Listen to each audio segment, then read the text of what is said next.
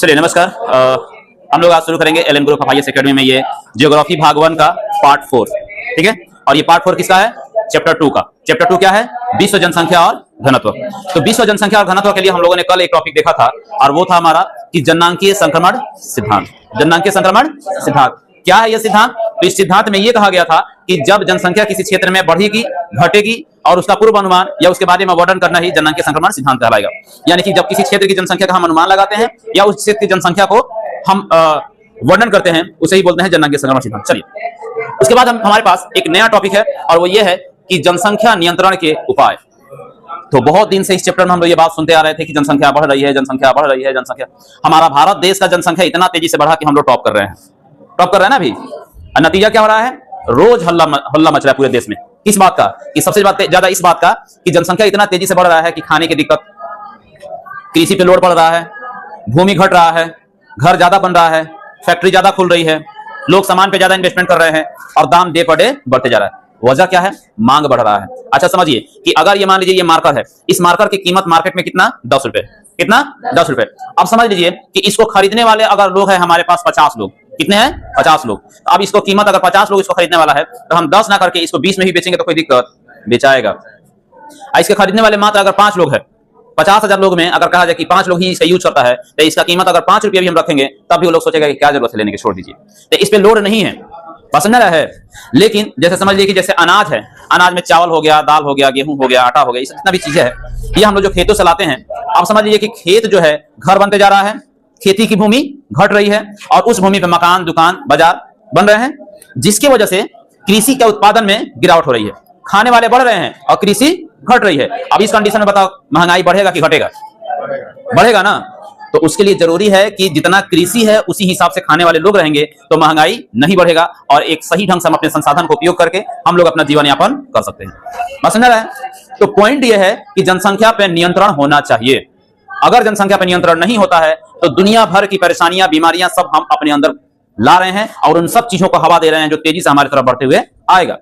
जैसे चाइना को लगा था कि हम विश्व में जनसंख्या में टॉप पे हैं और हमारे साथ मुसीबत आ सकता है, तो उसने फर्दर इस पे काम किया और तुरंत काम करके क्या कर दिया कि बच्चे 2 ही अच्छे का कार्यक्रम शुरू किया।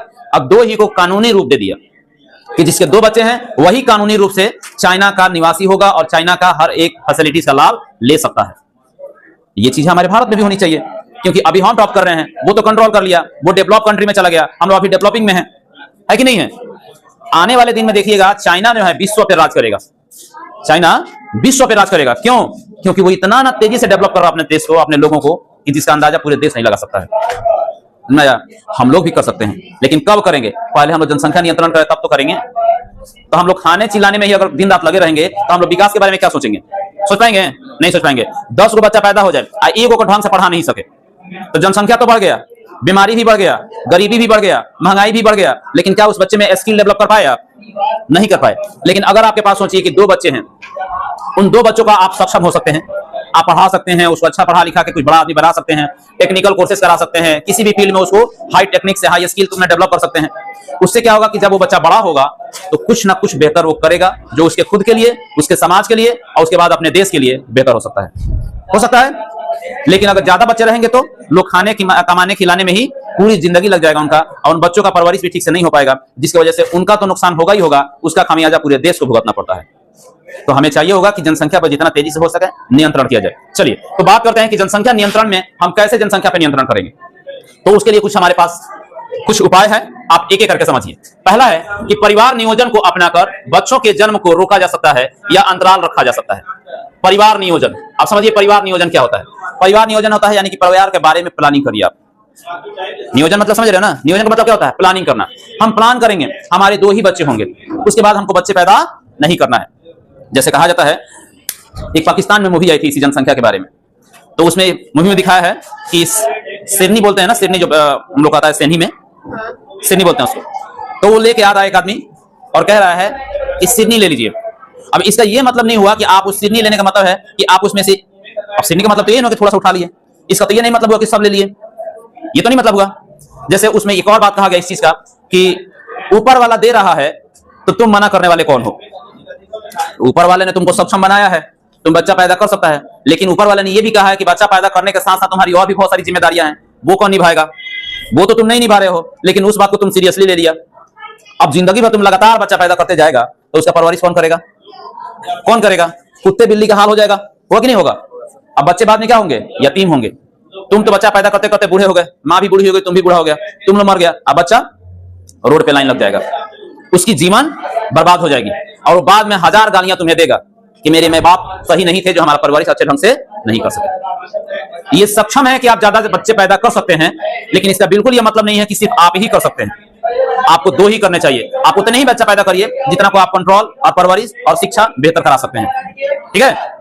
तो नियोजन का मतलब होता है कि आप अपने परिवार का प्लानिंग करिए कि हमें कितने बच्चे करने हैं और कैसे करने हैं और कब करने हैं। इस नियोजन से क्या फायदा होगा? पहला चीज की आप संख्या में कंट्रोल करेंगे, और दूसरा बच्चों के बीच में अंतराल होनी चाहिए।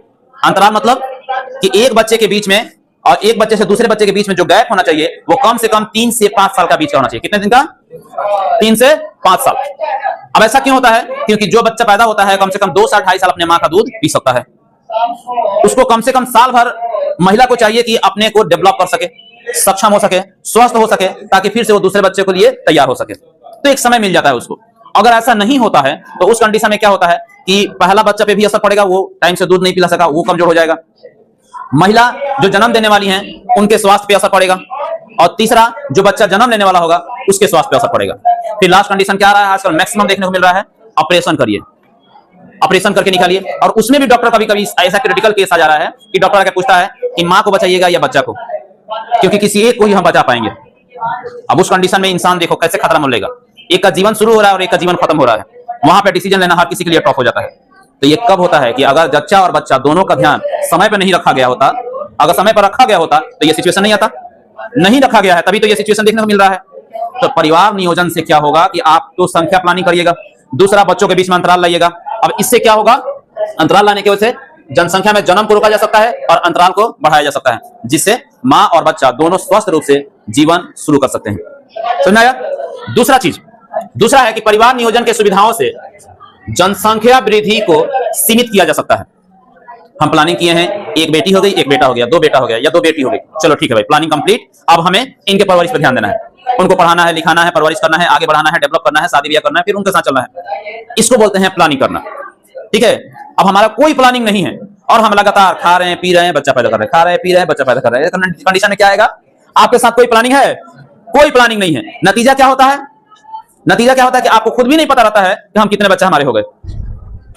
मतलब पूरा इंडिया का टीम बना दो, क्रिकेट का टीम बनाओ, भेज दो, भले उसमें क्या, मेरे गांव में बता रहा हूँ, नाम नहीं लूंगा, लेकिन एक आदमी ऐसे शख्स है, उनके इतने बच्चे हैं लगभग मतलब 8-9 से ऊपर है।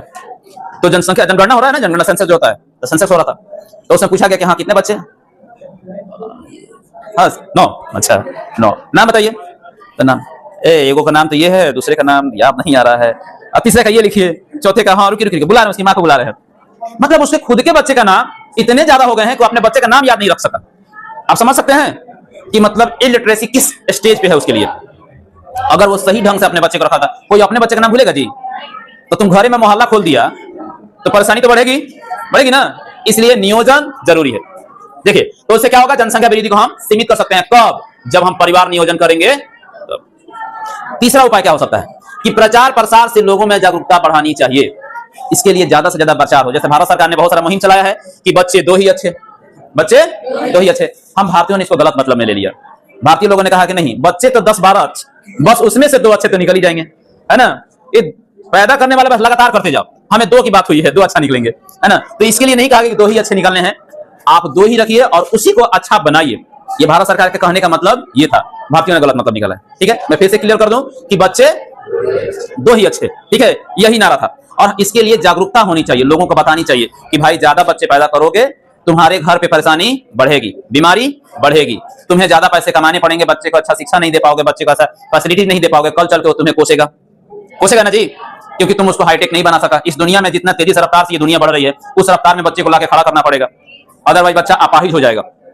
जिस रफ्तार से दुनिया भाग रही है, अगर उस रफ्तार में बच्चे को हम नहीं पकड़ाएंगे तो बच्चा क्या हो जाएगा? अपाहिज हो जाएगा। इस दुनिया में वो कुछ करने लायक नहीं रहेगा, फिर अपने आप को कोसेगा और बहुत तरह के उसके दिमाग में सिचुएशन चलेगी, चोरी करेगा, डकैती करेगा, बदमाश बनेगा, गुंडा बनेगा, आतंकवादी बनेगा, नक्सलवादी बनेगा ना जी, बनेगा। नहीं कुछ कर सकेगा तो सुसाइड करेगा, डिप्रेशन में जाएगा। क्यों? क्योंकि हमने इस दुनिया में चलने लायक उसको नहीं बनाया।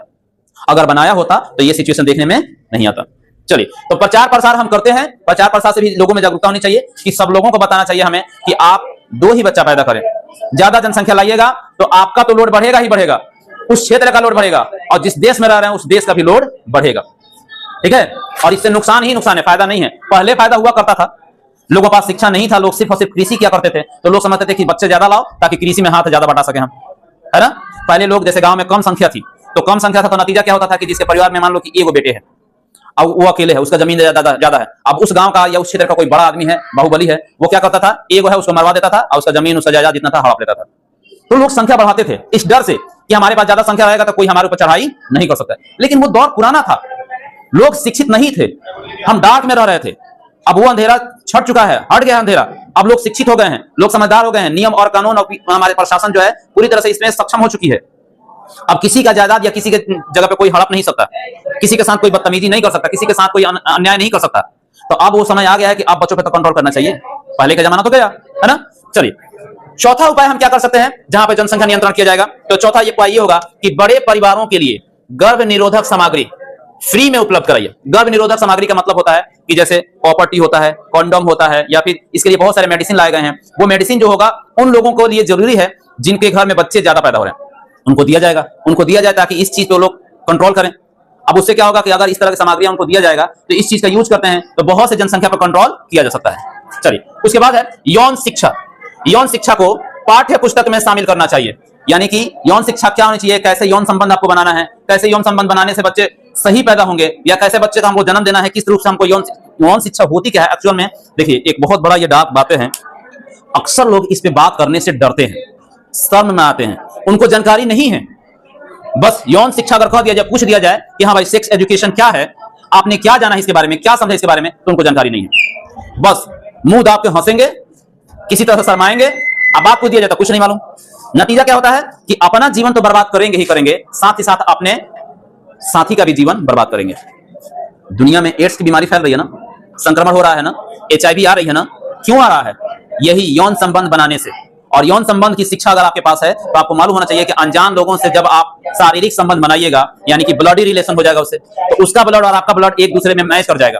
तो अगर उसके ब्लड में बीमारी है तो वो तो आपको भी हो गया, या आप में है तो आपसे उसको भी हो गया। तो इसमें क्या हुआ कि एक की वजह से 2 लोग बीमार, अनजान संबंध बनाए, अनजान संबंध का नतीजा क्या हुआ कि 2 लोग बीमार हुए और दोनों लोग दुनिया से चले गए। अगर उस संबंध बनाने के क्रम में, अगर उसमें मान लीजिए कि अगर एक बच्चे की अगर गर्भ में रह जाता है एक बच्चा, अगर वो बच्चा जन्म लेता है तो वो भी उस बीमारी के शिकार में ही पैदा होगा। तो इसलिए जरूरी है कि यौन शिक्षा पे काम किया जाए और इसे पाठ्य पुस्तक में शामिल किया जाए। मतलब ये मेरा विचार है कि भारत सरकार और बिहार सरकार दोनों इस पाठ्य पुस्तक को, यौन शिक्षा को पाठ्य पुस्तक में शामिल करें, जिससे सभी बच्चे जो है इस चीज को पढ़ें और समझें कि यौन शिक्षा क्या होती है, कब और किससे और कैसे हमें संबंध बनानी चाहिए। मैक्सिमम लोग को यह नहीं मालूम रहता है कि हमें किस समय संबंध बनाने से बच्चे पैदा होंगे और किस समय संबंध बनाने से बच्चे पैदा नहीं होंगे। अपने साथी के साथ आपको कब शारीरिक संबंध बनाना चाहिए और कब शारीरिक संबंध नहीं बनाना चाहिए, इसकी जानकारी भी आपको रखनी चाहिए। और ये कब मिलेगा? जब आप यौन शिक्षा के बारे में पढ़ेंगे तब मिलेगा आपको ये जानकारी। तो अगर ये जानकारी जो है अगर हमारे पाठ्य पुस्तक में शामिल किया जाएगा तो हम इन जानकारियों से अपने शरीर के बारे में, अपने साथी के शरीर के बारे में और अपने जीवन काल के बारे में बेहतर से बेहतर प्लानिंग कर सकते हैं। ठीक है, चलिए छठी बात यह है कि देरी से विवाह करने को बढ़ावा देना चाहिए। अब देखियो, पहले क्या होता था कि लोग जो है 8 साल, 10 साल, 12 साल, 14 साल, मतलब मैक्सिमम 14 साल, इसी के अंदर क्या हो जाता था, ब्याह हो जाता था। क्या समझे? विवाह कब हो जाता था? 14 साल से पहले। कितना ऐसा होता था कि जन्म हुआ और उसी समय छेका हो गया, जन्म होने के साथ साथ क्या हो गया, छेका हो गया। अब क्या हो गया, जैसे बड़ा बच्चा बड़ा हुआ तो उसको माँ बताई रहती है कि बाबू तुम्हारा फलानवा लड़की से हम लोग ये कर दिए थे, है ना, जाओ उसको लेके आओ। क्या बोलते हैं उसको? अब या छेका हो गया बहुत जन्म से पहले ही, है ना, और उसको भेजा जाएगा। क्या बोलते हैं उसको जी बाद में, जो बाद में जो दूल्हा जाके लेके आता है उसको क्या बोलते हैं? बारात, गावना करा लाने के लिए। और चला गया, ए सुनिए आपके बेटी से हमारा बेटा का ये हुआ था, चलिए गावना करा लेते हैं। ना देखा, ना जाना, ना समझा, वो पैदा हुई है, बड़ी हुई है या वो पढ़ा हुआ है, किस रूप में कौन पढ़ा हुआ है, कौन क्या पढ़ा है लिखा है, कौन कौन सा जॉब किया, उसे किसी को लेना देना है नहीं है, ऐसा कुछ लेना देना नहीं है। अब इस कंडीशन में क्या होता है कि लोग अनजान शख्स से अनजान तरीके से लेकर घर में आएंगे। तो पहले होता था, जैसे सरकार ने कहा कि 18 साल से कम उम्र की लड़की और 21 साल से कम उम्र का लड़का विवाह बंधन में नहीं जा सकता है। नतीजा क्या है कि अगर इस कंडीशन में अगर विवाह बंधन में हो जाते हैं तो वो जल्दी से जल्दी माँ और बाप बनने की प्रक्रिया शुरू कर देंगे। और उस कंडीशन में क्या होगा कि 18 वर्ष से कम उम्र तक लड़की जो है सक्षम नहीं हो पाती है बच्चे को अपने गर्भ में पालने में। उसका शरीर टूट जाएगा, उसका जीवन जो है सीमित हो जाएगा। उसको पढ़ना लिखना चाहिए, उसको डेवलप होना चाहिए, उसका शरीर जब पूरा तरह से स्वस्थ हो जाए तब उसको कहना चाहिए कि अब मैं मां बनने लायक हूं, अब मैं शादी कर सकती हूं। या एक लड़के को भी चाहिए कि जब आप पढ़िए लिखिए, अच्छे सक्षम बनिए, नौकरी हो जाए, पैसा हो जाए, जब आप पूरा रूप से स्वस्थ हो जाएं तब आप शादी करिए। बात नहीं समझे? नतीजा वही होगा, बचपन में शादी करा दीजिए, बेटे बेटी का जो लंच चूसेगा वो माँ बाप भी चूसेंगे बैठ के, नहीं होगा? मैक्सिमम आजकल देखने को मिलेगा ऐसा। मिठाई आ रहा है बेटी के लिए, अब माँ चुरा के लेकर भाग जाएगी, है ना? क्यों? क्योंकि माँ भी एक बच्ची के ही रूप में अभी है ना जी? इसलिए देरी से विवाह करना जरूरी है, नहीं तो बेटे बेटी का हक मारा जाएगा। तो देरी से विवाह करना चाहिए। ये तो हमने ये समझा कि जनसंख्या नियंत्रण कैसे करना चाहिए। फिर से सुनिए एक बार, हम जनसंख्या पर कंट्रोल कैसे करेंगे? पहला, परिवार नियोजन करके। इससे क्या हो सकता है कि अंतराल रखा जा सकता है और जनसंख्या वृद्धि को रोका जा सकता है। प्रचार प्रसार से हम जनसंख्या पर नियंत्रण कर सकते हैं। बड़े परिवारों में गर्भ निरोधक जितनी भी सामग्री है वो फ्री रूप से बढ़वा दिया जाएगा, इससे जनसंख्या पे नियंत्रण होगा। यौन शिक्षा को अगर पाठ्य पुस्तक में रखेंगे तो सभी लोगों को यौन शिक्षा के बारे में जानकारी होगा, तो इससे भी लोग सोच समझ के प्लानिंग करके संबंध बनाएंगे, जिससे जनसंख्या नियंत्रण किया जा सकता है। और देरी से विवाह होगा तो लोग अपने स्वच्छ और स्वस्थ रूप से बच्चे को जन्म दे पाएंगे। ठीक है? स्लोगन हमारा क्लास का कि बच्चे 10-12 में से नहीं अच्छे, सिर्फ 2 ही अच्छे। ठीक है? चलिएगा, फिर मिलते हैं हम लोग अगले क्लास में एक नए टॉपिक के साथ। तब तक के लिए गुड बाय।